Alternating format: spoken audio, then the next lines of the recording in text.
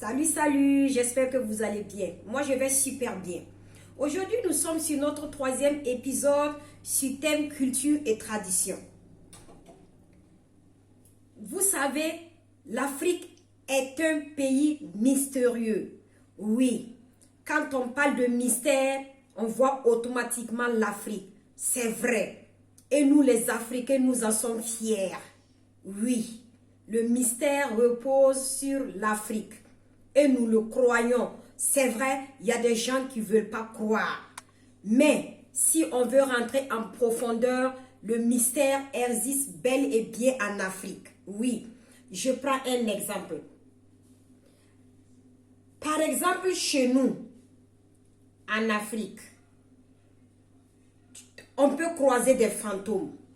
Et pourtant, à quelque part, en Europe, quand tu parles de fantômes, les gens te regardent comme un monument. Et pourtant, nous les Africains, nous savons bel et bien que les fantômes existent. Oui. Nous les Africains, nous savons bel et bien que les fantômes existent. Oui.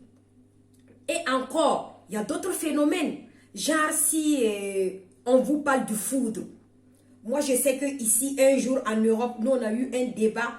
On expliquait à un monsieur que s'il y a un problème comme ça, un problème genre, les gens s'accusent pour retrouver la vraie personne, le vrai coupable. Nous, on peut envoyer ce qu'on appelle la foudre, oui. Et puis, il nous a demandé quel genre de foudre on parle. On dit oui, la personne envoie la foudre sur la personne et la personne meurt. Comme ça, on reconnaîtra le vrai coupable. Il dit, mais c'est impossible. Et pourtant, nous savons bel et bien que c'est possible. Oui, la foudre existe en Afrique. Oui. Et pourtant, quand tu dis à un Européen que la foudre existe en Afrique, il va te dire non. Que c'est Dieu qui a créé les choses. Comment se fait-il qu'un Africain peut provoquer la foudre? Donc, vous voyez jusqu'à tel point, nous avons un fort. Dieu ne nous a pas oubliés. Dieu a tout donné à l'Afrique. Je vous ai dit que c'est en Afrique que tout se repose. C'est un continent béni. Nous devrions en être fiers. Oui, la fierté de l'Africain, c'est ça. Nous avons vraiment quelque chose de mystique. Oui, et tout se passe en Afrique. Il y a même ce qu'on appelle la sorcellerie. Mais sur la sorcellerie, il y a plusieurs manières de sorcellerie. Nous, je me rappelle que quand nous on était tout petits, on parle que les sorcières ou bien les sorciers, c'est des mangeurs d'âmes. Oui, ça existe bel et bien. Et je me rappelle que il y a eu un juge à l'époque, un maître, le maître Titenga, oui, qui a même eu à lutter pour qu'on reconnaisse la sorcellerie mangeur d'âme là, oui.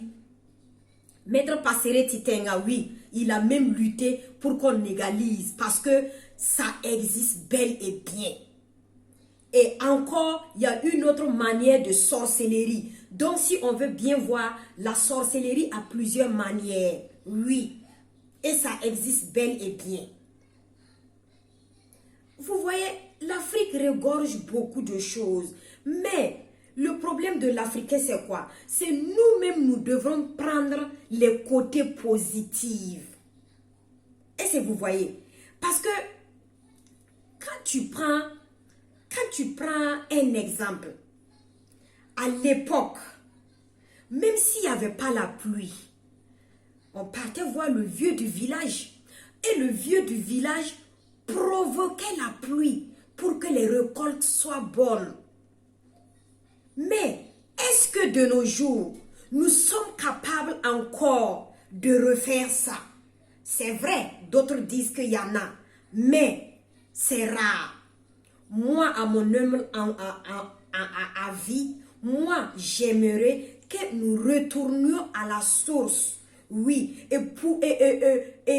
avoir encore ces pouvoirs de faire l'incapable, de réaliser l'impossible.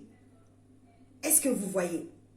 Mais comme je vous le dis tout le temps, les gens ont tendance à abandonner la tradition et la culture. Je vous ai bel et bien dit, on n'abandonne pas. On ajoute. On prend pour l'autre, on vient ajouter à pour nous. Donc vous voyez, il y a eu beaucoup de choses en Afrique. Et il continue à avoir beaucoup de choses en Afrique. Je vous ai toujours dit que la terre africaine est une terre bénite. Oui. Donc pour ça, croyons en nous. Oui. C'est très important. C'était la duchesse. Pour aujourd'hui, je m'arrête là. Et rendez-vous à la prochaine épisode. Ciao, ciao.